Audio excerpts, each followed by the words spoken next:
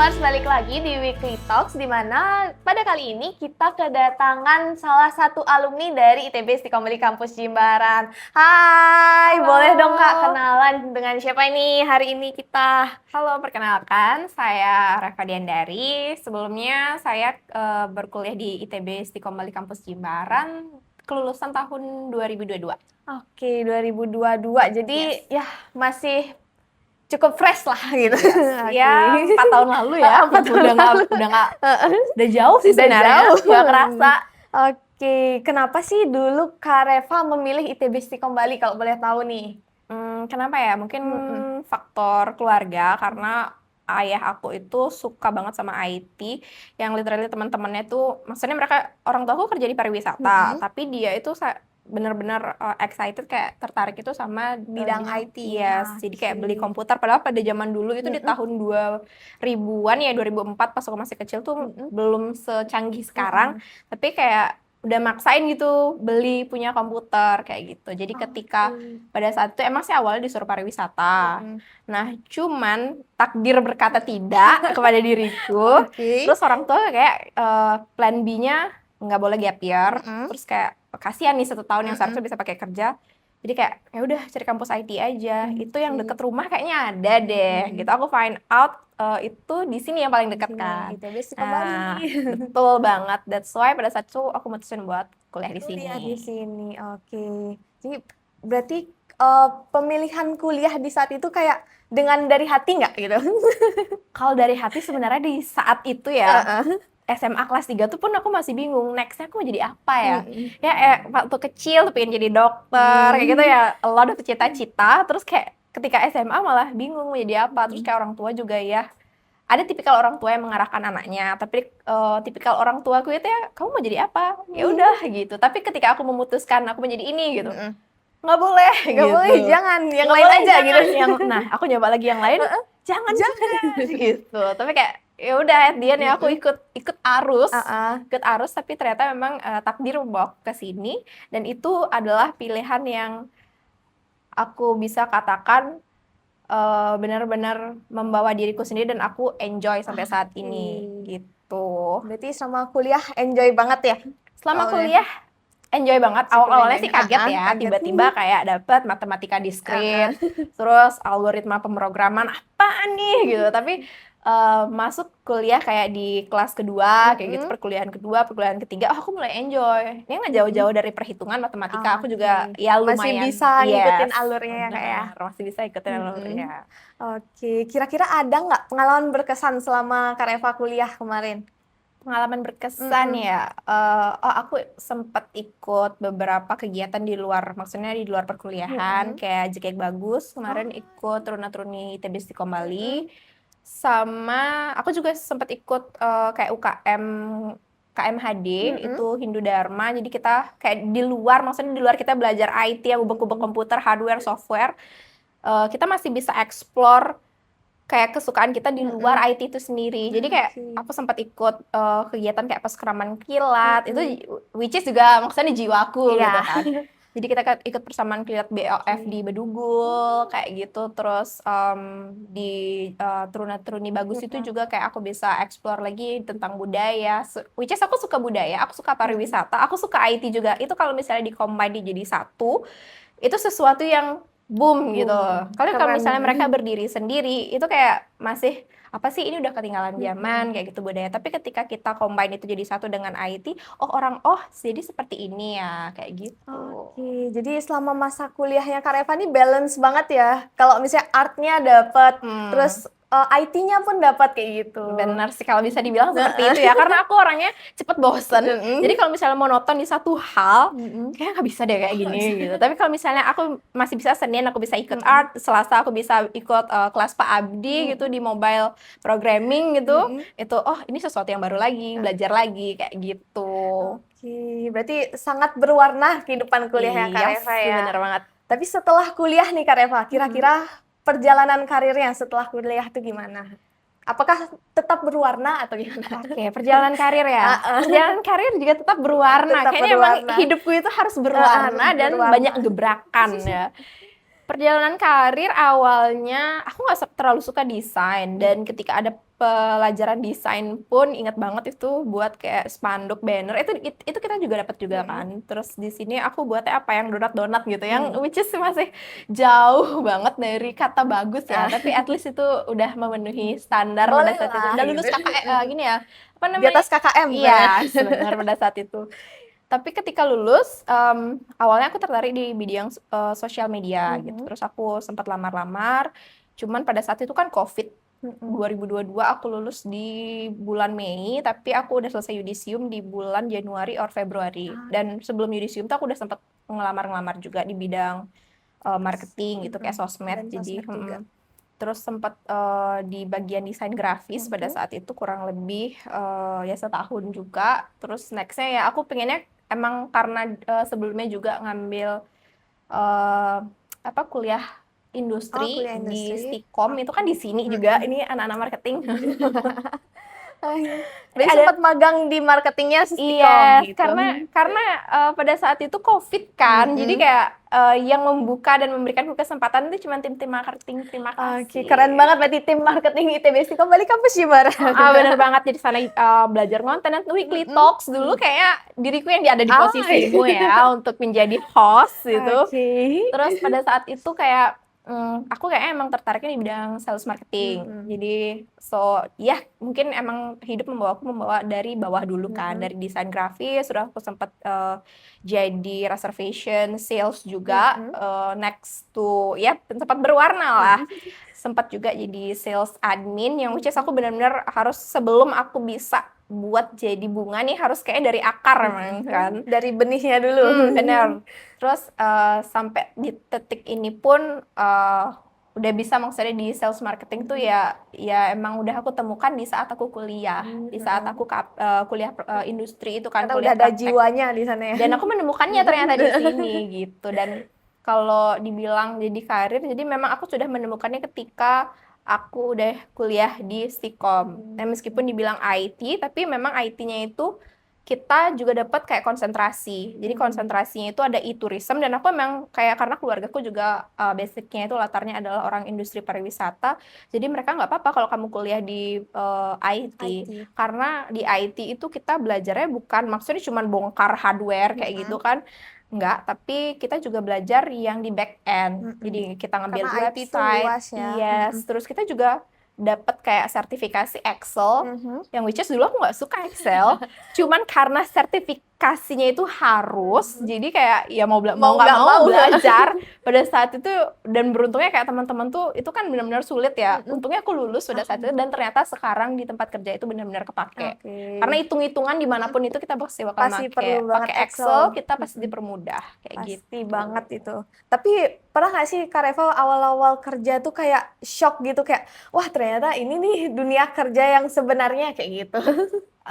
Shock pernah sih ya. Pada saat itu belum lulus, sempat ngelamar, ya ampun ini kutu loncat banget sih. Belum lulus tapi kayak aku kayaknya butuh tambahan duit deh gitu. Soalnya di pundi rupiah gitu. Jadi kayak orang tua aku tuh kayak pada saat itu COVID tuh kayak ya kamu yang penting bisa bayar nih, bayar. Sampai aku juga beberapa kali ikut termasuk truna-truni kayak gitu, lomba biar aku dapat beasiswa, biar nggak sepenuhnya membebani orang tua aku gitu. Terus tapi kayak aku butuh yang kayak ya basic ya, baju, jajan kayak gitu-gitu, skincare juga. Yes, pada saat itu jadi aku nyoba jadi ngelamar marketing loh. Tapi ternyata kita juga harus ke lapangan pada saat itu yang bikin aku shock gitu. Ternyata aku harus kayak door to door gitu loh, menawarkan apa pada saat itu yang kita jual gitu. Aku pikir kan marketing itu kita di belakang gitu kan, kayak yang tadi di office gitu. Apa misalnya nge-ads or something. Ternyata pada saat itu enggak. Jadi emang lebih, aku pada saat interview harusnya lebih spesifik nanya. Itu sih kagetnya. Dulu maksudnya. Benar, yang aku pengen kan yang di belakang kan seharusnya gitu. Terus nih Kak Reva, apa sih yang bikin Kak Reva, oh di titik ini aku udah bisa berkembang nih kayak gitu. Dengan perjalanan karirnya Kak Reva yang tadi ada dar-der-dor, shock-shocknya kayak gitu. Apa yang aku ngerasa berkembang dari kuliah atau setelah aku kerja nih? Setelah kerja. Oke, setelah aku kerja. Ya kayak yang aku ceritain tadi, aku tuh memulai kayak aku tahu semua jadinya. Mm-mm. Jadi sekarang aku di bagian di sales marketing department. So, aku udah tahu nih semua seluk-beluknya ketika dari awal, maksudnya juga ketika waktu aku kuliah industri juga, itu di marketing di Stikom juga kan aku juga tahu nih ada beberapa mereka tuh misalnya di desain grafis, ada Kak Kasta pada saat Mm-mm. itu, terus kemudian Kak Dio itu di editing video. Oke, Jadi, itu di-mention mm-mm, Kak itu. yes, benar. Terus apa misalnya Kak Bu Raka di bagian Mhm. kreatif, dia buat apa gitu. Aku Mm-mm. ketika aku terjun ke dunia kerja dan aku udah pernah jadi desain grafis, so ketika aku juga pernah jadi reservation itu juga sempat Mm-mm. aku pelajarin di KP. Jadi kayak aku udah dapat semuanya Oke, gitu. Jadi heeh. aku udah tahu dari berbagai lini di sales Sales marketing itu marketing. sebenarnya gitu. Jadi Oke. ketika aku udah ada di posisi aku sekarang tuh jadi kayak nggak kaget lagi Ah, sih. oke, nggak kagok lah ya baru waktu terjun di Benar, sana dan aja. aku ngerasa, oh ya ampun aku sudah sampai di titik Mm-mm. ini yang Iya. dulunya kayak apa sih marketing aja aku berpikirnya itu nge-ads aja ya atau ngapain sih kayak gitu. Mm-mm. Yang waktu kuliah kayak sebenarnya marketing tuh ngapain aja ya, kok ada beberapa orang, Mm-mm. terus kenapa konten kreator beda yang ngedit beda, Mm-mm. Job desk-nya masing-masing beda kayak gitu ya. benar, ternyata oh desain grafis itu dia berdiri sendiri loh, nanti dia reportingnya ke ini loh. Mm-mm. Terus kalau misalnya flow-nya seperti ini, oh sampai di titik itu aku ngerasa oke aku sudah bukan Menemukan. Reva yang dulu, Mm-mm. aku udah berkembang sejauh ini dan itu adalah perkembangan ke arah yang positif Oke, gitu. keren banget berarti. Tapi apa sih Kak yang paling menarik apalagi sekarang kerja di industri pariwisata ya Kak Reva ya, Bener. apalagi di sales marketing. Kira-kira Mm-mm. apa sih yang paling menarik bagi Kak Reva?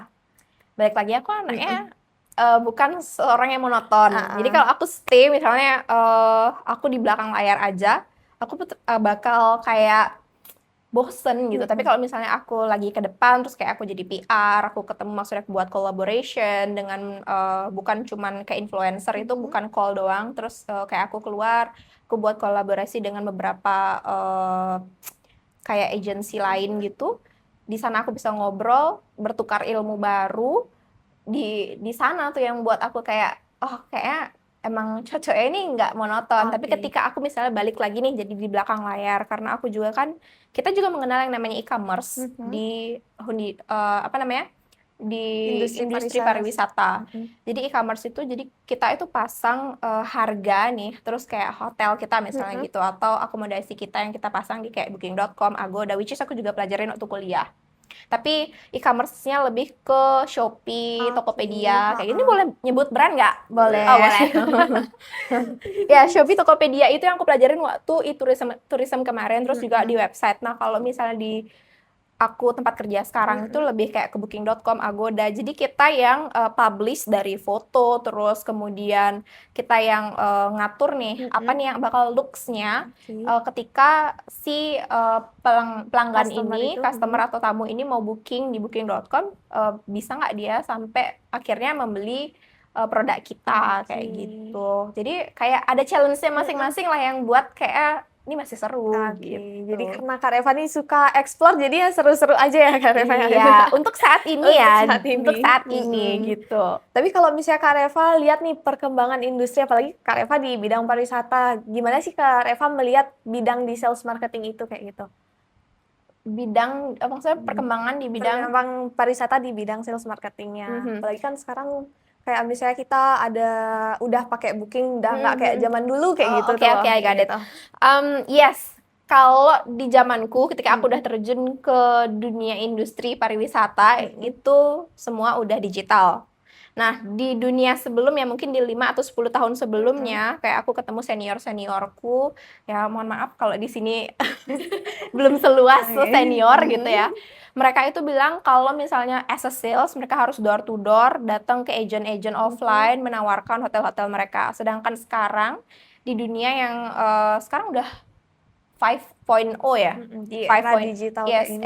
era digital 5.0 itu mereka udah nggak perlu kayak gitu. Mm-mm. Jadi mereka ya membutuhkannya seorang e-commerce Mm-mm. hotel yang mereka publish hotel mereka di Booking.com, Agoda dan lain sebagainya. Kita masih tetap melakukan offline, maksudnya sales call ke Mm-mm. offline agent, cuman nggak kayak dulu lah. Ya Oke. kayak kalau misalnya offline agent kan, oh aku kenalan sama ini, jadi Mm-mm. mereka lebih berpihak sama ini. Sedangkan kalau misalnya di dunia industri sekarang yang udah lebih banyak di publish di digital seperti itu udah nggak ada tuh ibaratnya KKN kan, siapa kenalan siapa saudara kayak gitu. Nah kalau misalnya sekarang tuh lebih ya udah, kalau misalnya memang properti kamu emang worth it dan memang di eye catching untuk tamu, ya udah kamu yang bakal dipilih gitu. Tapi ada nggak sih tantangannya Kak kalau misalnya kayak gitu? Apalagi kita nggak ketemu orang langsung kan Iya itu. sih, ya Gitu. benar banget sih. Kalau tantangan ya jelas, jelasnya itu adalah ketika kita bersaing. Kalau misalnya di online travel agent itu kita benar-benar harus punya aset digital yang benar-benar bagus dari foto-foto. Nah kalau misalnya kamu nih, aku tanya balik, kalau kamu pernah booking hotel nggak? Kalau booking hotel kebetulan sampai saat ini belum. Oh, Tapi kalau belum. misalnya liburan Oke. untuk destinasi biasa, oke lah, pernah lah. Kalau gitu. booking tiket di Kayak tiket tiket.com gitu. itu pernah? Pernah. Nah, oke, kalau misalnya kamu pilih ke farmhouse gitu, ini boleh sebut Iya. juga kan? Iya, pernah. Farmhouse, pernah ke farmhouse atau Bali Bird Park atau something yang di Bali gitu. Ketika kamu ada kan tuh di bagian foto-fotonya. Nah, kalau misalnya foto-fotonya kayak digital asetnya nggak bagus nih, gitu kayak kurang menarik. At the end kamu beli atau enggak? Enggak sih, pasti mikir-mikir kayak kok kurang ya, kayak pasti cari pilihan opsi-opsi lain kayak gitu sih Nah, Kak, pasti. Ya Kak, kalau contohnya adalah Bali Bird Park, tapi yang difoto adalah tanaman-tanamannya gitu. Kayak nggak nyambung ya. Iya, nggak nyambung kan? Nggak nyambung, jadi Ini orang nggak ada kayak birdnya gitu kan. Terus kalau misalnya kamu ke farmhouse, terus yang difoto alpaka kayak gitu, kamu iya. Pasti lebih tertarik yes, jadinya. kamu pasti bakal ujung-ujungnya booking dia Iya, kan. benar. Nah itu tantangannya. Jadi ketika kita menyesuaikan aset digital yang kita punya untuk dipublish di online travel agent, entah itu yang tadi kayak tiket, terus kemudian hotel. Kalau kita cari biar sampai dia cocok, terus kemudian tamu tuh ngelihat sampai ini eye catching, oke, aku decide untuk book kayak gitu. Itu salah satu ya. Salah duanya adalah di dunia industri pariwisata sekarang yang sangat berkembang dengan pesat. Banyak banget kita punya saingan. Mungkin kalau hotel sekarang udah berapa banyak ribu hotel. Literally aku kerja di Canggu, sekarang udah ada 3.000 pilihan room di sana. Wow. 3.000 Untuk di Canggu aja. Yes, untuk di Canggu area aja itu bagaimana biar kita tuh tetap ada di ranking paling atasnya dia. Jadi supaya orang-orang tetap melirik properti kita kayak bener gitu. banget. Jadi harus ada kolaborasi between sales, marketing dan juga operation. Jadi kita di sana ada review kita harus yang kayak 10/10 kayak gitu. Kalau misalnya kita di bawah angka 9 aja kita udah nggak kelihatan tuh untuk ada di list paling atasnya dia. Terus promosi kita benar-benar harus yang kayak terus up to date. Apa nih yang sekarang lagi hype campaign itu tetap harus diikutin kayak gitu. Itu benar-benar harus nyita waktu dan butuh analisis yang pas kayak gitu. Tapi menurut Kak Reva nih, kira-kira peluang karirnya di bidang IT dan apalagi sekarang kalau misalnya kita di Bali kan e-tourism tuh benar-benar kayak ini menarik banget untuk digali. Kira-kira kalau misalnya peluang karir menurut Kak Reva itu tuh oke nggak untuk teman-teman di bidang IT? Oke banget. Kalau aku bisa bilang oke banget. Kalian bisa gali potensi kalian selama kalian berkuliah di ITB Istiqom Bali. Kalau misalnya kalian lebih gimana ya? Kalau misalnya kamu memang lebih ngerasa strong di desain, kejar. Which is ketika lulus kamu bisa jadi desain grafis yang itu nggak cuma di hotel, dimanapun everywhere needed now. Even sekarang ada AI kayak gitu. Tapi sense dari create by AI dan create by human it's different totally. Itu. Terus kalau misalnya kalian punya kayak di bidang kayak aku nih di sales marketing, kamu harus collaborate dengan AI, kamu harus collaborate dengan IT of course. Terus kenapa? Karena yang kayak aku bilang tadi, mungkin itu masih terjadi di 10 atau 5 tahun sebelumnya. Tapi di zaman sekarang semua udah serba AI. Jadi kalau misalnya memang mau bekerja setelah lulus, silahkan gali potensi kalian sedalam mungkin selama kuliah. Atau kayak teman-temanku juga banyak ya. Maksudnya aku juga banyak tanya temanku yang udah lulus dari sini, sekarang mereka bekerja sebagai apa. Banyak yang jadi website programmer. Dan itu ya kalau dibilang, kalau bertanya tentang pendapatan, jangan ditanya. Jangan ditanya lagi. Sudah gajinya sudah nggak rupiah lagi, udah dolar. Dolar kan lagi naik-naiknya. Gak boleh sebut ya? Dolar kan lagi naik-naiknya itu. Sekarang tuh, ini pun dan sekarang pun kita tetap bisa kerja remote ya. Kerja remote itu kayak kamu ada LinkedIn dan lain sebagainya. Lulusan IT itu sangat dipertimbangkan. Dan aku pun sampai saat ini pun di LinkedIn itu juga aktif. Jadi which is aku mau selesai di sales marketing or something, aku bisa apply itu secara remote gitu. Dan sampai sekarang tuh ada yang tawar-tawarin gitu. Karena lulusan IT itu benar sepengaruh itu di zaman dan era digital seperti sekarang. Menurut Kak Reva nih, skill apa sih yang diperluin sama teman-teman nih, apalagi yang masih mahasiswa yang mau berkarir di bidang pariwisata, apalagi di bidang e-tourism kayak gitu? Skill basic yang harus dipunya gitu ya. Iya. Mau belajar sih. Dimanapun kita bekerja, dimanapun kita ibaratnya menuntut ilmu ya. Yang penting gelas ini harus, misalnya gelas ini kamu punya gelas, isi air tuh jangan penuh. Misalnya kamu udah tahu nih tentang IT, oh enggak, itu apa sih gitu. Aku nggak mau, aku udah pinter kayak gitu.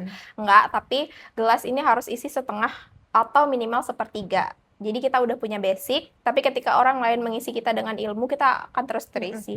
Basic yang pertama adalah mau belajar, karena di dunia IT yang terus berkembang, sekarang kita anggap kita tuh udah mumpuni, udah pinter banget nih gitu.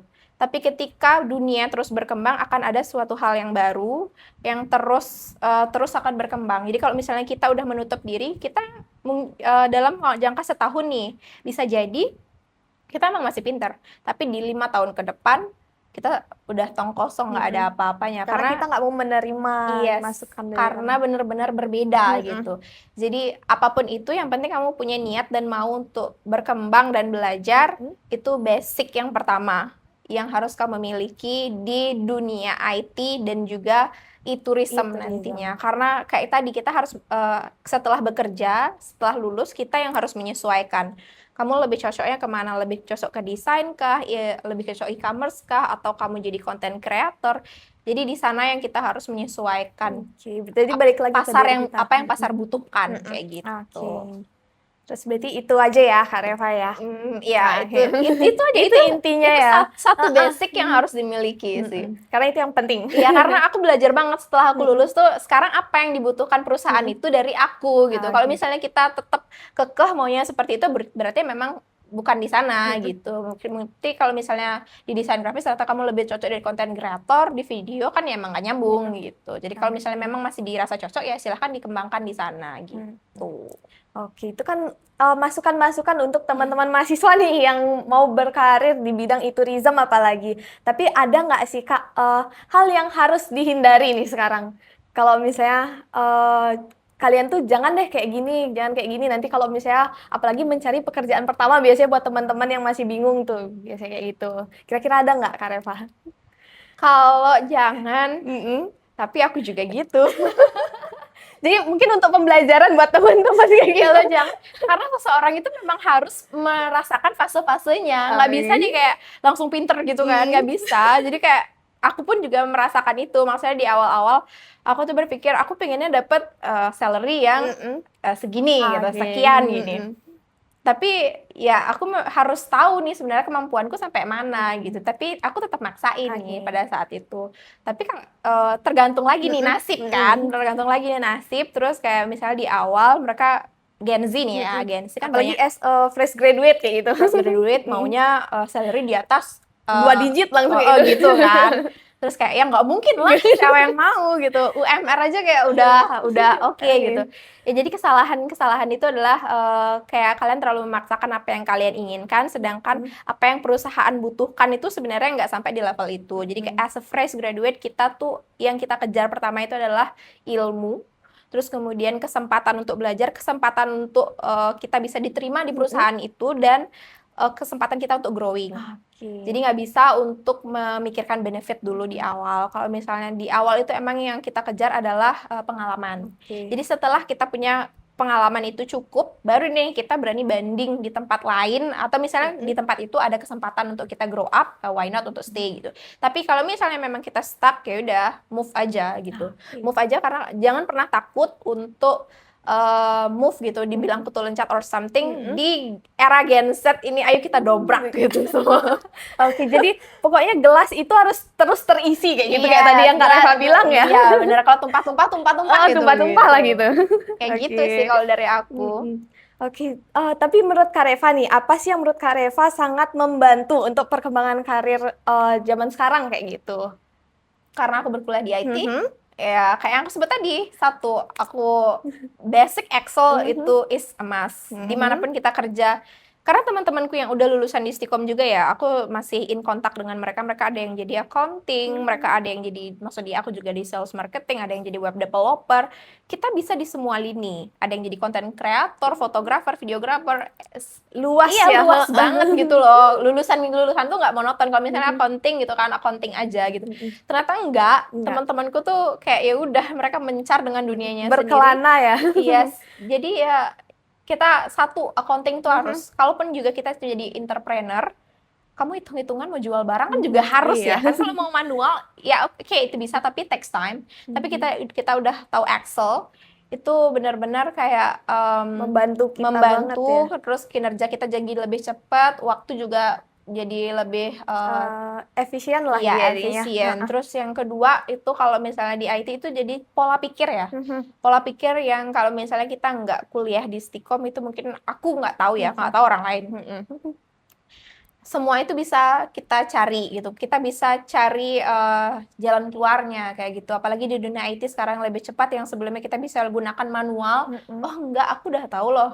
Kalau misalnya di IT tuh ada yang buat Ada yang lebih cepat. mempercepat. Terus kalau misalnya sekarang mau buat website, kita ada loh yang gratis kayak gitu. Mhm, Terus kalau sekarang kan aku juga sekarang lagi zamannya AI gitu loh. mhm. Di AI pun lo sekarang bisa kayak Tanya gitu. apapun nanti kejawab ya. Iya, prom-prom itu pun udah kita pelajari waktu Mhm. kita kuliah. Kayak Kuliah. waktu kuliah tuh belum, pada saat itu belum, AI itu belum Mhm, kayak sekarang ya. Tapi kayak udah ke-spill gitu loh. Jadi mhm, otomatis buat kita anak IT itu tahu mhm. Kurang gitu. lebihnya tahu lah nanti itu. Jadi kayak Waktu kayak terjun di dunia kerja mm-mm. jadi udah, oh aku udah tahu nih kemarin udah belajar kayak gitu ya. Iya, kemarin tuh gue, oh ini tinggal tambahan kayak gini doang. Mhm. Oh, prom-promnya oh kayak kita waktu kita buat website tuh kayak Mhm. gitu. Terakhir deh Kak Reva, Oke, udah mungkin bisa, terakhir ya. udah terakhir, nggak kerasa banget ini. Closing statement deh buat teman-teman nih yang mau berkecimpung di bidang e-tourism, apalagi di IT kayak gitu, di bidang IT gitu Kak Reva. Closing statement ya, kuliah di ITB Mm-mm. Kembali sih. Oke, kenapa? ITB Kembali Jimbaran. Karena Jimbaran. e-tourism waktu aku di zamanku itu cuman ada di Jimbaran. Bener nggak Kak Dio? Oke, sampai saat Tuh. ini juga kayaknya ada ya di Jimbaran. Yes. Jadi, selain mulutku yang sales di sorry. Tapi itu real ya Kak Tapi ya. ini real, Heeh. tapi ini real. Maksudnya aku sudah ada di tahap ini, ya ini merupakan hasil Testimoni ya. testimoni ya. Yes. Testimoni KP juga di Heeh. marketing ya. Marketing kemarin. Marketing di Stikom. Hmm. Jadi bisa dipelajari semua di sini karena kita juga di sini juga di Stikom ini juga ada apa namanya tadi aku bilang konsentrasi e-tourism. Jadi aku benar-benar dapat kalau pada saat itu aku dapatnya belajar di Shopee gimana cara kita jualan di Shopee, terus Oke. cara kita bagaimana sih cara Shopee itu mengembangkan dirinya yang dulunya dari kecil jadi Mhm. besar. Dan kalau misalnya nggak bekerja sebagai karyawan ya kita bisa create nantinya kayak Tokopedia kayak gitu atau Lazada. Mhm. Dan who knows, karena kita kan di sini juga buat website tuh, diajarin buat website, cara buat mobile application. Mhm. Kalau misalnya memang nanti mau jadi seorang yang membuat, itu juga bisa gitu loh. Oke. Jadi menurutku closing statementku adalah buat adik-adik yang akan melanjutkan perkuliahan, silahkan mendaftar di ITB Kembali Jimbaran karena kalian akan mendapatkan semua yang kalian inginkan di e-commerce. Bukan berarti kalian harus hanya berkuliah di dunia pariwisata, tapi kalian juga bisa berkuliah di sini, tapi akan menjadi lulusan yang bisa bekerja di dunia pariwisata itu sendiri. Iya. Satu closing statement, Oke. ITB Kembali, Always always the the first. first. See you.